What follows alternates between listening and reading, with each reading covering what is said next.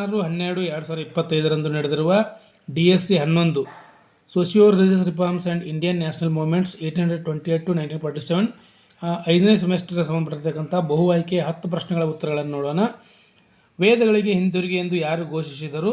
ಸ್ವಾಮಿ ದಯಾನಂದ ಸರಸ್ವತಿಯವರು. ಹಾಗೆ ಇವರು ಸುದ್ದಿ ಚಳವಳಿಯನ್ನು ಕೂಡ ಮಾಡ್ತಾರೆ. ಭಾರತೀಯರಿಗೆ ಭಾರತೀಯ ಅಂತಕ್ಕಂಥ ಹೇಳಿಕೆಯನ್ನು ಕೂಡ ಕೊಡ್ತಾರೆ. ರಾಜಾರಾಮ್ ಮೋಹನ್ ರಾಯರವರು ಬ್ರಹ್ಮ ಸಮಾಜವನ್ನು ಸ್ಥಾಪನೆ ಮಾಡ್ತಾರೆ. ದೇವೇಂದ್ರನಾಥ್ ಠಾಕೂರ್ ಅವರು ಕೂಡ ಬ್ರಹ್ಮ ಸಮಾಜಕ್ಕೆ ಸಂಬಂಧಪಟ್ಟಿರ್ತಕ್ಕಂಥವ್ರು. ಆತ್ಮರಾವ್ ಪಾಂಡುರಂಗರವರು ಪ್ರಾರ್ಥನಾ ಸಮಾಜಕ್ಕೆ ಸಂಬಂಧಪಟ್ಟಿರ್ತಕ್ಕಂಥವ್ರು. ಬಂಗಾಳದಲ್ಲಿ ನವಸೂದ್ರ ಚಳವಳಿಯನ್ನು ಯಾರು ಆರಂಭಿಸಿದ್ರು ಅಂದರೆ ಹರಿಶ್ಚಂದ್ರ ಠಾಕೂರ್ ಅವರು. ಭಾರತೀಯ ರಾಷ್ಟ್ರೀಯ ಕಾಂಗ್ರೆಸ್ ಸ್ಥಾಪಕ ಎ.ಯೋ ಹ್ಯೂಮ್ ಅವರು. ದಾದಾಬಾಯಿ ನವರೋಜಿಯನ್ನು grand old man of India ಅಂತ ಕರಿತೀವಿ. ಸರ್ವೆಂಟ್ಸ್ ಆಫ್ ಇಂಡಿಯಾ ಸೊಸೈಟಿಯ ಸ್ಥಾಪಕರು ಯಾರಪ್ಪ ಅಂದರೆ ಗೋಪಾಲಕೃಷ್ಣ ಗೋಖಲೆ ಅವರು. ಭಾರತದ ವೃದ್ಧ ಪಿತಾಮಹ ಎಂದು ಯಾರನ್ನು ಕರಿತೀವಪ್ಪ ಅಂದ್ರೆ ಅವರು ದಾದಾಬಾಯಿ ನವರೋಜಿ ಅವರನ್ನು ಕರಿತೀವಿ.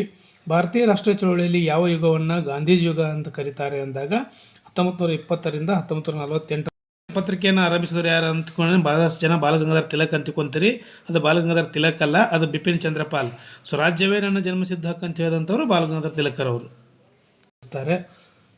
1932ರ ಪೂನಾ ಒಪ್ಪಂದ ಯಾರ ಮಧ್ಯೆ ನಡೆಯುತ್ತೆ? ಇದು ಮಹಾತ್ಮ ಗಾಂಧೀಜಿ ಮತ್ತು ಡಾಕ್ಟರ್ ಬಿ ಆರ್ ಅಂಬೇಡ್ಕರ್ ಅವರ ಮಧ್ಯೆ ನಡೆಯುತ್ತೆ. 3 ದುಂಡು ಮೇಜಿನ ಪರಿಷತ್ನಲ್ಲಿ ಭಾಗವಹಿಸಿದ ಪ್ರಮುಖ ರಾಷ್ಟ್ರೀಯ ನಾಯಕರು ಅಂದರೆ ಡಾಕ್ಟರ್ ಬಿ ಆರ್ ಅಂಬೇಡ್ಕರ್ ಅವರು ಭಾಗವಹಿಸ್ತಾರೆ. ಮಹಾತ್ಮ ಗಾಂಧೀಜಿಯವರು ಕೇವಲ ಒಂದೇ ದುಂಡು ಮೇಜಿನ ಸಮ್ಮೇಳನದಲ್ಲಿ ಭಾಗವಹಿಸ್ತಾರೆ, ಅದು 2ನೇ ದುಂಡು ಮೇಜಿನ ಸಮ್ಮೇಳನ. ಭಾರತ ಸ್ವತಂತ್ರ ಕಾಯ್ದೆ ಯಾವ ವರ್ಷದಲ್ಲಿ ಪಾಸಾಯಿತು ಅಂದರೆ 1947ರಲ್ಲಿ ಪಾಸಾಯಿತು.